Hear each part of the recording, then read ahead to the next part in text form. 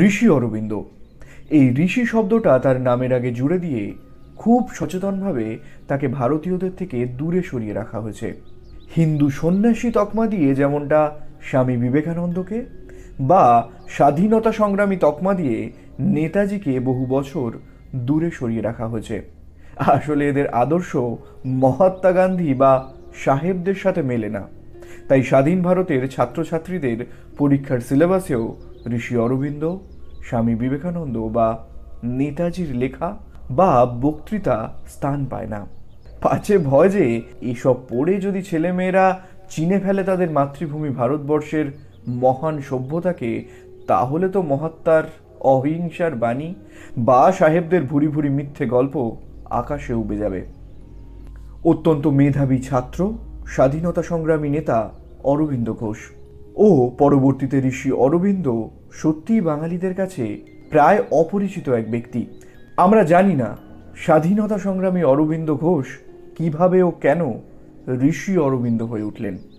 আমরা জানি না আলিপুর বোমা মামলার দরুন 1 বছর জেলে থাকাকালীন তার জীবনের অদ্ভুত রোমাঞ্চকর সাধনার ঘটনা। আমরা জানি না তিনি বৈদিক ঋষি কবিদের মতো রচনা করেছেন সাবিত্রী কাব্যগ্রন্থ, যা নোবেল প্রাইজের জন্য মনোনীত হয়েছিল। একমাত্র তিনি যথার্থ ঋগ্বেদ ব্যাখ্যা করে লিখেছেন দ্য সিক্রেট অফ বেদা।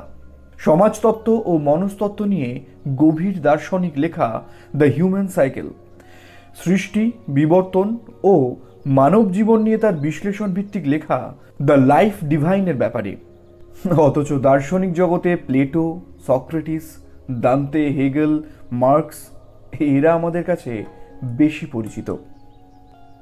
আজ 5 ডিসেম্বর শ্রী অরবিন্দের তিরোধান দিবসে আমাদের বিশেষ নিবেদন তার লেখা একটা ছোট প্রবন্ধ প্রাচ্য ও পাশ্চাত্য, যা মূলত আমাদের ও ইউরোপীয় সভ্যতার মধ্যে প্রধান পার্থক্যগুলো নিয়ে বিশ্লেষণ ভিত্তিক আলোচনা, যা বর্তমান সামাজিক পরিস্থিতিতে বিশেষভাবে প্রাসঙ্গিক।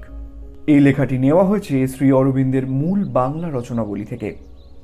শুরু হচ্ছে ঋষি অরবিন্দ রচিত প্রাচ্য ও পাশ্চাত্য। আমাদের দেশ ও ইউরোপের মধ্যে মুখ্য প্রভেদ এই যে আমাদের জীবন অন্তর্মুখী আর ইউরোপের জীবন বহির্মুখী। আমরা ভাবকে আশ্রয় করিয়া পাপ পুণ্য ইত্যাদি বিচার করি, ইউরোপ কর্মকে আশ্রয় করিয়া পাপ পুণ্য ইত্যাদি বিচার করে। আমরা ভগবানকে অন্তর্যামী ও আত্মস্থ বুঝিয়া অন্তরে তাহাকে অন্বেষণ করি, কিন্তু ইউরোপ ভগবানকে জগতের রাজা বুঝিয়া বাহিরে তাহাকে দেখে ও উপাসনা করে। ইউরোপের স্বর্গ স্থূল জগতে, পৃথিবীর ঐশ্বর্য, সৌন্দর্য, ভোগবিলাস তাহাদের আদরণীয় ও মৃগ্য। যদি অন্য স্বর্গ কল্পনা করেন, তাহা এই পার্থিব ঐশ্বর্য, সৌন্দর্য, ভোগবিলাসের প্রতিকৃতি। তাহাদের ভগবান আমাদের ইন্দ্রের সমান, পার্থিব রাজার ন্যায় রত্নময় সিংহাসনে আসীন হইয়া সহস্র বন্দনাকারী দ্বারা আত্মস্তুতিতে স্ফীত হইয়া বিশ্ব সাম্রাজ্য চালান। আমাদের শিব পরমেশ্বর, অথচ ভিক্ষুক, পাগল ভোলানাথ। আবার আমাদের কৃষ্ণ বালক, হাস্যপ্রিয়, রঙ্গময়, প্রেমময়, ক্রীড়া করা তাহার ধর্ম।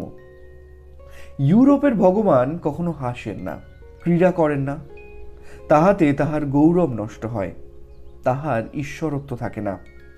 সেই বহির্মুখী ভাব হইবার কারণ, তাহাদের ঐশ্বর্যের প্রতিষ্ঠা চিহ্ন না দেখিলে তারা জিনিসটি দেখিতে পান না। তাহাদের দিব্য চক্ষু নাই, সূক্ষ্ম দৃষ্টি নাই, সবই স্থূল। অন্যদিকে আমাদের শিব ভিক্ষুক, কিন্তু ত্রিলোকের সমস্ত ধন ও ঐশ্বর্য অল্পেতে সাধককে দান করেন। জ্ঞানীর অপ্রাপ্য জ্ঞান তাহার স্বভাবসিদ্ধ সম্পত্তি। আমাদের প্রেমময়, রঙ্গপ্রিয় শ্যামসুন্দর কুরুক্ষেত্রের নায়ক, জগতের পিতা, অখিল ব্রহ্মাণ্ডের সখা ও সুহৃদ। ভারতের বিরাট জ্ঞান, তীক্ষ্ণ সূক্ষ্ম দৃষ্টি, অপ্রতিহত দিব্যচক্ষু স্থূল আবরণ ভেদ করিয়া আত্মস্থ ভাব, আসল সত্য ও অন্তর্নিহিত গূঢ় তত্ত্ব বাহির করিয়া আনে। পাপ পুণ্য সম্বন্ধেও সেই ক্রম লক্ষিত হয়। আমরা অন্তরের ভাব দেখি, নিন্দিত কর্মের মধ্যে পবিত্র ভাব বাহ্যিক পুণ্যের মধ্যে পাপিষ্ঠের স্বার্থ লুক্কায়িত থাকিতে পারে। পাপ পুণ্য মনের ধর্ম, কর্ম ও আবরণ মাত্র। আমরা ইহা জানি। সামাজিক শৃঙ্খলার জন্য আমরা বাহ্যিক পাপ পুণ্যকে কর্মের প্রমাণ বলিয়া মান্য করি, কিন্তু অন্তরের ভাবই আমাদের আদরণীয়। পাশ্চাত্য বুদ্ধি এই তত্ত্ব গ্রহণে অসমর্থ। যে জড়বৎ আচরণ করে তাহাকে জড় বোঝে, যে উন্মত্তবৎ আচরণ করে তাহাকে বিকৃত মস্তিষ্ক বোঝে, যে পিশাচবৎ আচরণ করে তাহাকে ঘৃণ্য অনাচারী পিশাচ বোঝে। কেননা সূক্ষ্ম দৃষ্টি নাই, তাহারা অন্তরের ভাব দেখিতে অসমর্থ। সেইরূপ বাহ্য দৃষ্টিপরবশ হইয়া ইউরোপীয় পণ্ডিতগণ বলেন, ভারতে প্রজাতন্ত্র কোনো যুগে ছিল না। প্রজাতন্ত্র সূচক কোনো কথা সংস্কৃত ভাষায় পাওয়া যায় না। আধুনিক পার্লামেন্টের ন্যায় কোনো আইন ব্যবস্থাপক সভাও ছিল না। প্রজাতন্ত্রের বাহ্য চিহ্নের অভাবে প্রজাতন্ত্রের অভাব প্রতিপন্ন হয়। আর আমরাও এই পাশ্চাত্য যুক্তি যথার্থ বলিয়া গ্রহণ করিয়া আসিয়াছি। আমাদের প্রাচীন আর্য রাজ্যে প্রজাতন্ত্রের অভাব কোনো দিন ছিল না।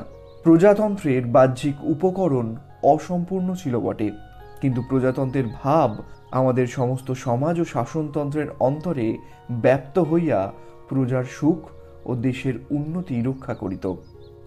প্রথমত প্রত্যেক গ্রামে সম্পূর্ণ প্রজাতন্ত্র ছিল। গ্রামের লোক সম্মিলিত হইয়া সর্বসাধারণের পরামর্শে বৃদ্ধ ও নেতৃস্থানীয় পুরুষদের অধীনে সমাজের ব্যবস্থা করিতেন। এই গ্রাম্য প্রজাতন্ত্র মুসলমানদের আমলে অক্ষুণ্ণ রহিল, কিন্তু ব্রিটিশ শাসনতন্ত্রের নিষ্পীষণে সেই দিন নষ্ট হয়। দ্বিতীয়ত প্রত্যেক ক্ষুদ্র ক্ষুদ্র রাজ্যেও যেখানে সর্বসাধারণকে সম্মিলিত করিবার সুবিধা ছিল। বৌদ্ধ সাহিত্যে, গ্রিক ইতিহাসে, মহাভারতে ইহার যথেষ্ট প্রমাণ পাওয়া যায়। তৃতীয়ত বড় বড় রাজ্যে যেখানে এইরূপ বাহ্যিক উপকরণ থাকা অসম্ভব, প্রজাতন্ত্রের ভাবই প্রজাতন্ত্রকে পরিচালিত করত। প্রজার আইন ব্যবস্থাপক সভাও ছিল না, কিন্তু রাজারও আইন করিবার বা প্রবর্তিত আইন পরিবর্তন করিবার লেশ মাত্র অধিকার ছিল না। প্রজারা যে আচার ব্যবহার, রীতিনীতি, আইন কানুন মানিয়া আসিতেছিল, তাহার রক্ষাকর্তা রাজা। ব্রাহ্মণগণ আধুনিক উকিল ও জজেদের ন্যায় সেই প্রজা অনুষ্ঠিত নিয়ম সকল রাজাকে বোঝাইতেন, সংশয়স্থল নির্ণয় করিতেন। ক্রমে ক্রমে যে পরিবর্তন লক্ষ্য করিতেন তাহা লিখিত শাস্ত্রে লিপিবদ্ধ করিতেন। শাসনের ভার রাজারই ছিল, কিন্তু সেই ক্ষমতাও আইনের কঠিন নিগড়ে নিবদ্ধ ছিল। তাহা ভিন্ন, রাজা প্রজার অনুমোদিত কার্যই করিবেন। প্রজা অসন্তোষ যাহাতে হয় তাহা কখনোই করিবেন না। আর এই রাজনৈতিক নিয়ম সকলেই মানিয়া চলিত। রাজা তাহার ব্যতিক্রম করিলে প্রজারা আর রাজাকে মান্য করিতে বাধ্য ছিল না। প্রাচ্য ও পাশ্চাত্যের একীকরণ এই যুগের ধর্ম, কিন্তু এই একীকরণে পাশ্চাত্যকে প্রতিষ্ঠা বা মুখ্য অঙ্গ যদি করি, আমরা বিষম ভ্রমে পতিত হইব। প্রাচ্যই প্রতিষ্ঠা, প্রাচ্যই মুখ্য অঙ্গ। বহির্জগৎ অন্তর্জগতে প্রতিষ্ঠিত, অন্তর্জগৎ বহির্জগতে প্রতিষ্ঠিত নয়। ভাব, শ্রদ্ধাশক্তি ও কর্মের উৎস। ভাব ও শ্রদ্ধা রক্ষা করিতে হয়, কিন্তু শক্তি প্রয়োগে ও কর্মের বাহ্যিক আকারে ও উপকরণে আসক্ত হইতে নাই। পাশ্চাত্যেরা প্রজাতন্ত্রের বাহ্যিক আকার ও উপকরণ লইয়া ব্যস্ত। ভাবকে পরিস্ফুট করিবার জন্য বাহ্যিক আকারের প্রয়োজন। ভাব আকারকে গঠন করে, শ্রদ্ধা উপকরণ সৃজন করে। কিন্তু পাশ্চাত্যেরা এমন আসক্ত যে এই বহিঃপ্রকাশের মধ্যে ভাব ও শ্রদ্ধা মরিয়া যাইতেছে, তাহা তারা লক্ষ্য করিতে পারে না। আজকাল প্রাচ্য দেশে প্রজাতন্ত্রের ভাব ও শ্রদ্ধা প্রবল বেগে পরিস্ফুট হইয়া বাহ্য উপকরণ সৃজন করিতেছে, কিন্তু পাশ্চাত্যের দেশে সেই ভাব ম্লান হইতেছে, সেই শ্রদ্ধা ক্ষীণ হইতেছে। প্রাচ্য প্রভাতমুখী, আলোকের দিকে ধাবিত, আর পাশ্চাত্য ধীরে ধীরে রাত্রির দিকে ফিরিয়া যাইতেছে। ইহার কারণ সেই বাহ্য আকার ও উপকরণে আসক্তির ফলে প্রজাতন্ত্রের দুষ্পরিণাম। প্রজাতন্ত্রের সম্পূর্ণ অনুকূল শাসনতন্ত্র সৃজন করিয়া আমেরিকা এতদিন গর্ব করিতেছিল যে আমেরিকার তুল্য স্বাধীন দেশ জগতে আর নাই। কিন্তু প্রকৃতপক্ষে প্রেসিডেন্ট ও কর্মচারীগণ কংগ্রেসের সাহায্যে স্বেচ্ছায় শাসন করেন, ধনীর অন্যায়, অবিচার ও সর্বগ্রাসী লোভকে আশ্রয় দেন, নিজেরাও ক্ষমতার অপব্যবহারে ধনী হন। একমাত্র প্রতিনিধি নির্বাচনের সময়ে প্রজারা স্বাধীন। তখনও ধনীরা প্রচুর অর্থ ব্যয়ে নিজের ক্ষমতা অক্ষুণ্ণ রাখেন। পরেও প্রজার প্রতিনিধিগণকে কিনিয়া স্বেচ্ছায় অর্থ শোষণ করেন। ফ্রান্স প্রজাতন্ত্র স্বাধীনতার জন্মভূমি, কিন্তু কর্মচারীবর্গ ও পুলিশ প্রজার ইচ্ছায় প্রত্যক্ষ শাসন কার্য চালাইবার যন্ত্ররূপ বলিয়া সৃষ্ট হইয়াছিল। তাহারা এখন বহু সংখ্যক ক্ষুদ্র স্বেচ্ছাচারী রাজা হইয়া বসিয়াছে। প্রজারা তাদের ভয়ে কাতর। ইংল্যান্ডে এইরূপ বিভ্রাট ঘটে নাই বটে, কিন্তু প্রজাতন্ত্রের অন্যান্য বিপদ পরিস্ফুট হইতেছে।